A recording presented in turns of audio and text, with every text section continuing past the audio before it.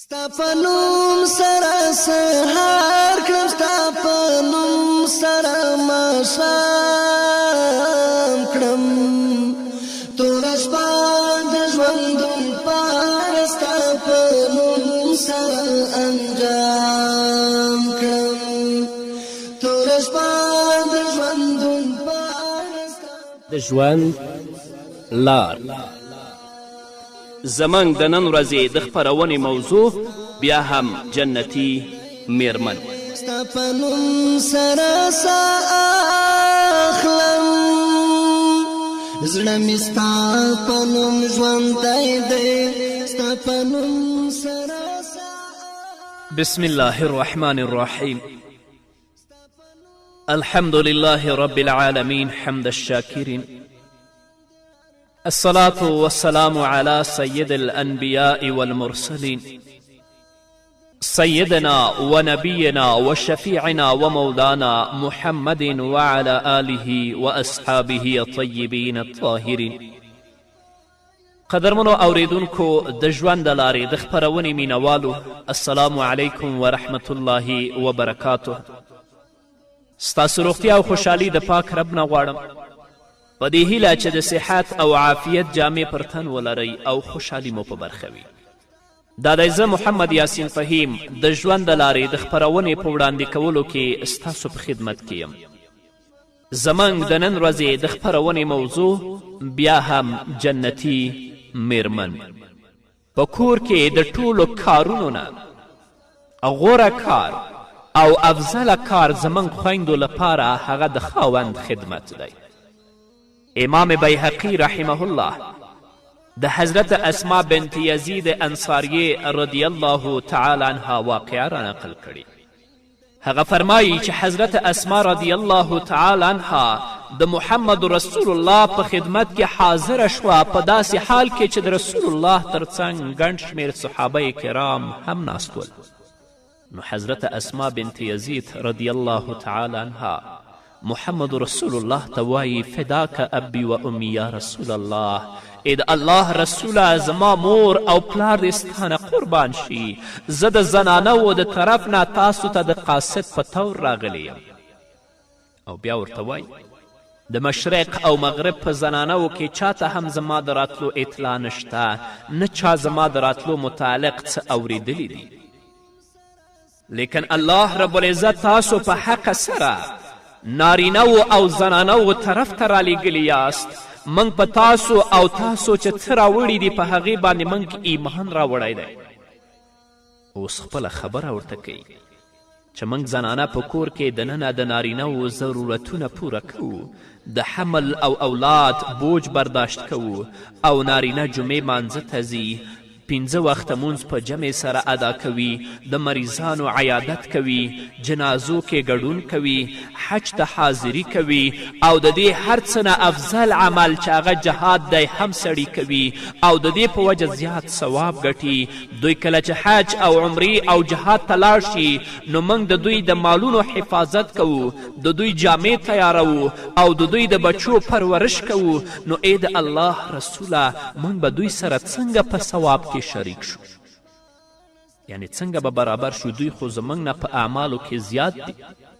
کله چې اسما بنت یزید رضی الله تعالی عنها دا خبره محمد رسول الله صلی الله علیه وسلم ته کوي، نبی کریم صلی الله علیه وسلم خپلو صحابو ته مخ اړوي او ورته وایي تاسو د دې زنانه سوال واورېده، د دین په باره کې څنګه ښه سوال وکړه؟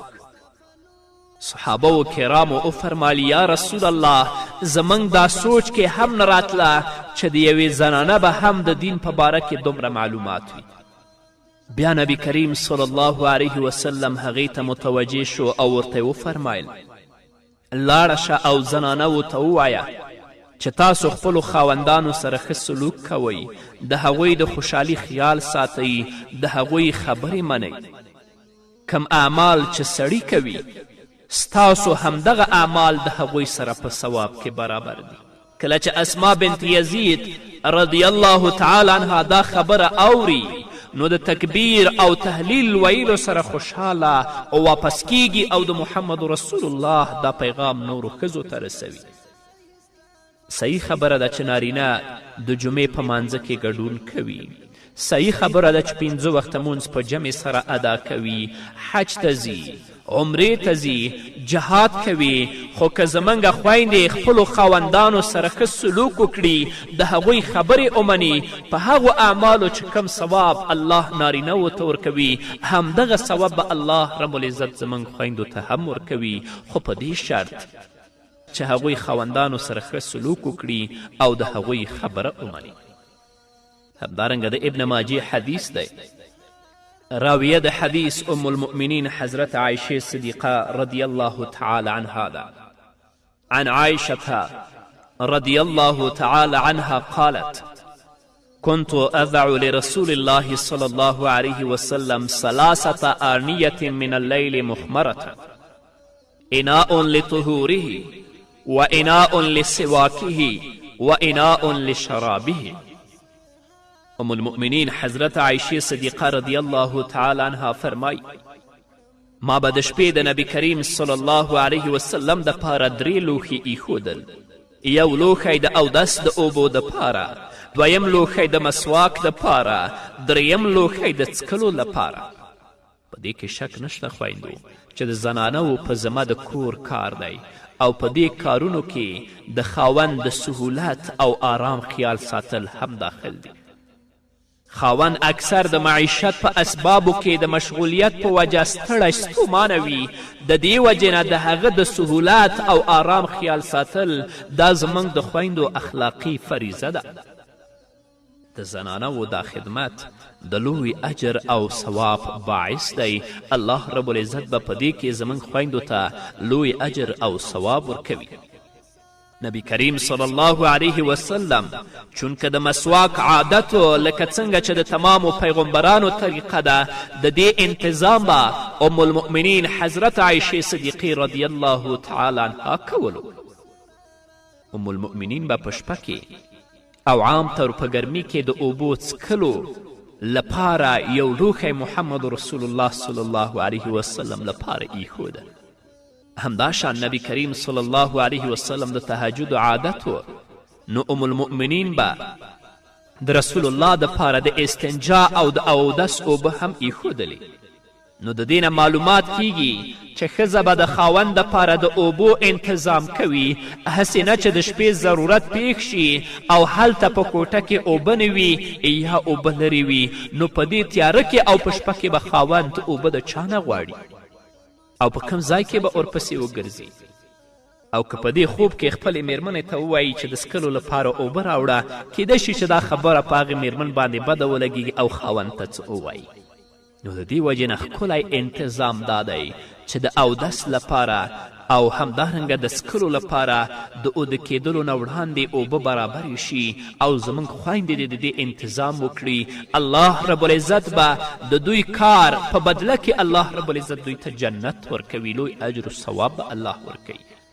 همدارنګه لکه چې زموږ ورونه په خپلو میرمنو باندې حق لري، میرمنې هم په خپلو خاوندانو باندې حقوق لري. د ابن ماجه حدیث دی. عن حكيم بن معاوية القشيري رضي الله عنه عن أبيه قال: قلت يا رسول الله صلى الله عليه وسلم ما حق زوجة أحدنا عليه؟ قال: أن تطعمها إذا طعمت وتكسوها إذا اكتسيت ولا تضرب الوجه ولا تقبح ولا تهجر إلا في البيت. د معاویه قشیری په روایت کې هغه فرمایي چې موږ د نبی کریم صلی الله علیه وسلم نه پوښتنه وکړه چې په موږ کې یو کس باندې د ښځې څه حق دی؟ نو محمد رسول الله صلی الله علیه وسلم وفرمایل چې کله ته خوراک کوې نو هغې لره هم خوراک ورکوه، کله چې ته جامې اغوندې او ځان لپاره د بازار نه راوړې نو هغې لپاره هم جامې اخله. خپله میرمن په مخ باندې مه وهه، بد رد ورته مه وایه او هغه صرف په کوټه کې پرېږده، یعنې که ته د هغې نه ناراضه شې او جدا څملې نو بلې کوټې ته مه ځه، بلکې همدغه کوټه کې صرف بستره جدا کړه. همدارنګه د ابن ماجه بالحدیث دی.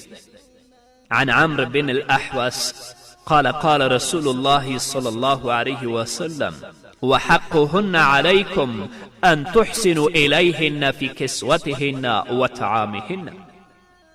حضرت عمر بن احوس رضی الله تعالی عنه نه روایت دی چې نبی کریم صلی الله علیه وسلم د حجة الوداع په موقع وفرمایل د زنانو په تاسو باندې دا حق دی چې تاسو د دوی د جامو او د خوراک ښه خیال ساتئ. خیال په کار دی ورونو چې صرف په زنانو باندې د نارینهو حقوق نه دي بلکې په نارینهو باندې هم د زنانو حقونه شته. د دوی د آرام او راحت خیال دی ساتي. هر وخت دی زمونږ ورونه د خپلو میرمنو نه د څاروو په شان کار نه اخلي. خپلو میرمنو ته د بد رد نه وایي. همیشه د هغوی ته سختې خبرې نه کوي. په وړه وړه خبره د خپلو میرمنو ته طعنې نه ورکوي. همدارنګه چې کله د خاوند او د میرمنې ترمنځ کومه ستونزه پیدا شي نو د خپلې میرمنې خاندان ته د بد رد نه وایي. داسې دې نه کوي چې خپله بهر په هوټلونو او چایخانو کې مزې کوي او خپل ماشومان او میرمنې په کور کې پرېږدي. هغوی ته په معمولي څیزونو باندې دوکه ورکوي. په خپله قسم قسم جامې جوړوي او خپلو میرمنو ته معمولي جامې ورکوي او په دې یې دوکه کوي. دا د شریعت نه خلاف کار دی او کوم ورونه چې دا کار کوي د آخرت په ورځ به الله رب العزت د دوی په دې بد عمل باندې الله د دوی نه پوښتنه کوي. ډیری داسې نارینه شته دی چې د خپلو میرمنو نه د څاروو په شان کار اخلي. الله به د دوی نه د آخرت په ورځ پوښتنه کوي. ډیری داسې نارینه هم شته دی چې خپلو میرمنو ته بد رد وایي. هغوی ته طعنې ورکوي. حتی د خپلې میرمنې مور او پلار او د هغې خاندان ته شکنځل کوي. داسې نارینه به الله د آخرت په ورځ خپل حضور کې دروي. الله به ترې پوښتنه کوي. داسې نارینه هم شته دی چې خپلو څو چرسیانو او پوډریانو ملګرو سره په هوټلونو کې قسمه قسمه څیزونه خوري. د خپل اولاد او د خپلې میرمنې نه خبر نه چې هغوی په کور کې څه خوري. تاسې یقین په الله وکړئ چې زه د کور نه بهر یوه مڼه د خوراک لپاره واخلم چې کله یې خولې ته پورته کړم نو زما بچیان، مور او میرمن او د کورنۍ غړي زما ته سترګو ودرېږي، هغه زه خوړلی نشم. زه مجبوره یم چې د خپل د خوراک نه مخکې هغو ته یو څه ایسم بیا یې وخورم. د محمد رسول الله صلی الله علیه وسلم په حدیث کې تاکید دی چې د دوی دپاره د ښه جامو او خوراک انتظام کوئ کوم چې ستاسو په وس کې وي. او دا دې هم معلوموي چې زنانه لکه څنګه چې محمد رسول الله صلی الله علیه وسلم فرمایي د کږې پښتۍ په شان ده. څه کوږوالی خو په زنانهو کې هم وي. که ته ورته هم کوږ شې نو مسله به ټوله خرابه وي. نو سړو لره پکار دی که زموږ خویندو د دوی د مزاج نه هم څه خلاف کار وکړه نو زموږ ورونه دې برداشت کوي. داسې نه چې هغه یوه خبره ووایي او ته یې په مقابل کې ودرېږې شل ووایې نو د کور انتظام بم خراب شي، کور نه بم جهنم جوړ وي.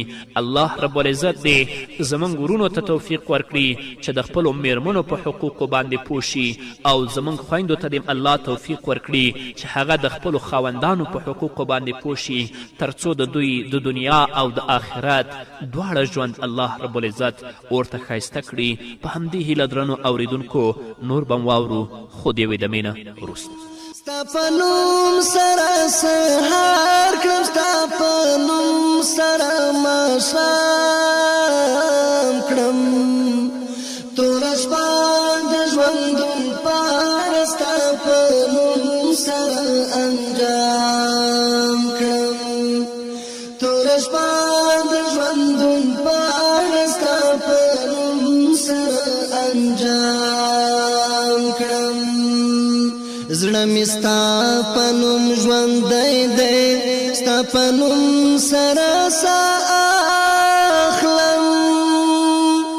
زړه مې ستا په نوم ژوندی دی، ستا په نوم سره ساه. درنو اوریدونکو بیا هم زموږ سلامونه ومنئ.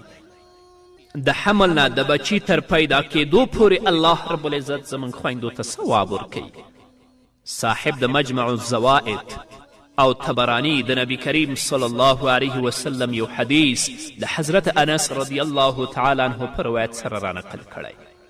عن انس رضی الله تعالی عنه قال قال رسول الله صلی الله علیه وسلم افما ترضى احداكن أنها إذا كانت حاملا من زوجها وهو راد أن لها مثل أجر الصائم القائم في سبيل الله، فإذا أصابها طلق لم يعلم أهل السماء والأرض ما أخفي لها من قرة أعين، فإذا وزعت لم يخرج منها جوعة من لبنها ولم يمس مسة إلا كان لها بكل جوعة وبكل مسة حسنة، فإن أسهرها ليلة كان لها مثل أجر 70 رقبة تعتقهن في سبيل الله سلامة. يعني لمن أعني بهذا المتنعمات الصالحات المطيعات اللاتي لا يكفرن العشيرة. حضرت انس رضی الله تعالی عنه نه یو اوږد روایت شوی، په هغې کې فرمایي چې نبی کریم صلی الله علیه وسلم خویندو ته وفرمایل آیا تاسو کې یوه راضي نه ده چې کله د خپل خاوند نه حامله وي او هغه د دې او خاوند د دې نه راضي وي، نو دې ته دومره ثواب میلاویږي څومره چې د الله په لاره کې یو مجاهد ته الله رب العزت ثواب ورکوي چې د ورځې ورسره روژه نیسي او د شپې منځونه کوي. او چې کله ورته د ولادت درد ورسي نو آسمان والا او ځمکې والا ته معلومات نه وي چې الله رب العزت د دې دپاره کم د سترګو یخوالی پټ ساتلی دی. بیا چې کله ماشوم پیدا شي نو د دې د سینې نه چې کوم د پیو څاڅکي وځي او ماشوم سینې نه پی څکي، په هغې باندې ورته الله رب العزت نیکي ورکوي. او که د بچي د وجې نه شبګیره تیره کړي، یعنې شپه په ویښه تیره کړي، نو الله رب العزت ورته د اویاو صحیحو سالمو غلامانو د آزادولو ثواب ورکوي. دا د هغو خوشنصیبو ښځو دپاره دی چې نیکانې دي، منونکې دي او د خپل خاوند ناشکري نه کوي. همدارنګه صاحب د کنز العمال د حضرت عبدالله ابن عمر رضی الله تعالی عنهما پر روایت سره یو حدیث را نقل کړی. عن ابن عمر رضی الله تعالی عنه احسبه رفعه قال المرأة في حملها إلى وزعها إلى قضائها كالمرابط في سبيل الله فإن ماتت فيما بين ذلك فلها أجر الشهيد.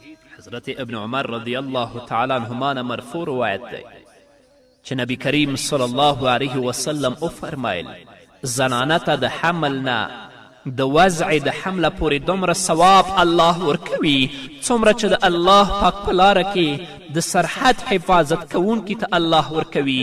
او که د دې په منځ کې دا خور مړه شي نو د دې دپاره د شهید د ثواب برابر ثواب دی. ښځه الله رب العزت خصوصي توګه باندې د بچو د پیدایش، پرورش او د تربیت دپاره پیدا کړې ده. الله رب العزت د دوی د خېټو نه پیغمبران، اولیای کرام او د الله رب العزت نیکان بندگان پیدا کړي دي. څومره لوی او عظیم نعمت او دولت دی. هغه مور ده چې د هغې د ګېډې نه پیغمبران پیدا شوي، هغه مور ده چې د هغې د ګېډې نه اولیای کرام پیدا شوي، هغه مور ده چې د هغې د ګېډې نه علما پیدا شوي، هغه مور ده چې د هغې د ګېډې نه د الله رب العزت نیکان بندگان پیدا شوي. څومره لوی او عظیم نعمت او دولت دی. الله رب العزت ښځې ته د مور جوړېدو شوق او جذبه هم ورکړې ده او ورسره یې ترغیب هم ورکړی چې په دې کې ثواب دی. عام طور نن په دې کمزوري دور کې زنانو ته د حمل نه د بچي د پیدایشه پورې انتهایی مشکلات او تکالیف وي، آرام او راحت ختم وي. پس د حمل نه د پیدایشه پورې الله رب العزت دې خور ته د هغه مجاهد د ثواب برابر ثواب ورکوي چې د الله رب العزت په لار کې د سرحد حفاظت کوي. څومره لوی فضل الله رب العزت دی چې دنیوي نعمت او ورسره د آخرت دومره قدر ثواب. که خدای مکړه د حمل یا د بچي په پیدایش کې د زنانه انتقال وشي یعنی وفات شي نو د شهادت ثواب الله رب العزت هغې خور ته ورکوي. چونکه په زنانو باندې د جهاد ثواب نشته نو الله رب العزت د جهاد ثواب په هغو کارونو کې زموږ خویندو ته ورکوي چې دوی سره متعلق دي. نن سبا زموږ خویندې یریږي د بچی پیدا کېدل د مشقت او تکلیف باعث ګڼي، خو هغوی د دنیا د فوائدو او د آخرت د ثوابونو ته هم وګوري چې الله رب العزت څومره ثواب ورکوي دوی ته. همدارنګه صاحب د مجمع الزوائد د حضرت انس رضی الله تعالی عنه په روایت سره یو حدیث را نقل کړی. عن انس رضی الله تعالی عنه قال فإذا وزعت لم يخرج منها جوعة من لبنها ولم يمس مسة إلا كان لها بكل جوعة وبكل مسة حسنة فإن أسهرها ليلة كان لها مثل أجر 70 رقبة تعتقهن في سبيل الله سلامة.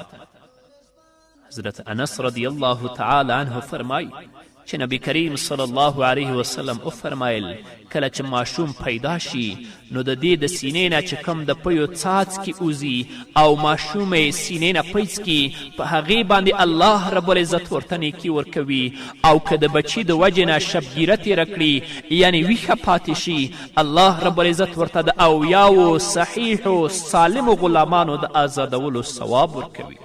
په دې پوه شئ خویندو، د ماشومانو پرورش او ښکلی تربیت دا جاریه صدقه ده. په دین او دنیا کې د دې ښکلې نتیجې مخې ته راځي. د ماشومانو پرورش او د هغو تربیت د مور یوه فطري تقاضا ده. د اسلام په اهمو امورو کې دي. د دې په کولو باندې مور د محبت د وجې نه مجبوره هم وي، ثواب پکې هم شته. د پیو په هر څاڅکي باندې یوه نیکي د بچي د وجې نه چې شبګیره تېره کړې نو د اویاو غلامانو د آزادولو ثواب الله درکوي. د الله رب العزت څومره لوی کرم او فضل دی په تاسو خویندو. د کفارو او د غربیانو نه متأثره بعضې خویندې ماشومانو ته پی ورکول د صحت لپاره مضره ګڼي. دا غلطه ده. الله رب العزت خویندو ته دا طاقت ورکړی دی. د هغې په سینه کې موجود پیو سره د ماشوم ژوند تړلی دی. دا څنګه نقصاني کار کیدی شي؟ طبي اعتبار سره دا د زنانه او ماشوم دواړو د صحت دپاره مفید کار دی. د مور په پیو کې چې کوم صحت دی هغه په مصنوعي پیو کې نشته. پی نه ورکول مور او بچی دواړو دپاره نقصاني کار دی. د خدای لپاره خویندو د نوي تهذیب او ناپوهه خلکو نه مه متاثره کیږئ. خپلو بچو ته شیدې ورکړئ، د ثواب په نیت یې ورکړئ. الله رب العزت به ستاسو د هر څاڅکي د پیو په بدل کې تاسو ته الله رب العزت اجر او ثواب درکوي. نو الله رب العزت دې زموږ خویندو او ورونو ته توفیق ورکړي چې د یو بل حقوق وپیژني، تر څو الله رب العزت لکه څنګه چې دوی په دنیا کې سره یو ځای دي په جنت کې هم سره یو ځای کړي. په همدې هیله درنو اوریدونکو دا وه زموږ د نن ورځې خپرونه چې ستاسو درانه حضور ته وړاندې شوه. تر بلې خپرونې پورې چې زه بیا هم ستاسو درانه حضور ته راځم، تاسو ټول په لوی او بخښونکي الله سپارم. پاتې ژوند مو نیکمرغه، ښاد، بریالي او کامیاب. سره سهار کړم ستا په نوم سره ماښام کړم، توره شپه د ژوندون پاڼه ستا په نوم سره انجام کړم، توره شپه د ژوندون پاڼه ستا په نوم سره انجام کړم. ستا په نوم خواږه حمدونه مې پر شونډو زنګومه، ستا په نوم خواږه حمدونه مې پر شونډو زنګومه، ستا د نوم په ترنم زړه ته ډالۍ د سکون جام کړم، توره شپه د ژوندون پاڼه ستا په نوم سره انجام کړم، ستا د نوم په ترنم زړه ته ډالۍ د سکون جام کړم، توره شپه د ژوندون پاڼه ستا په نوم سره انجام کړم، ستا په نوم سره سهار کړم، ستا په نوم سره ماښام کړم، توره شپه د ژوندون پاڼه ستا په نوم سره انجام کړم، توره شپه د ژوندون پاڼه ستا په نوم سره انجام کړم. ستا د نوم په ذکر منځم ستوری ځان له ګناهونو ستا د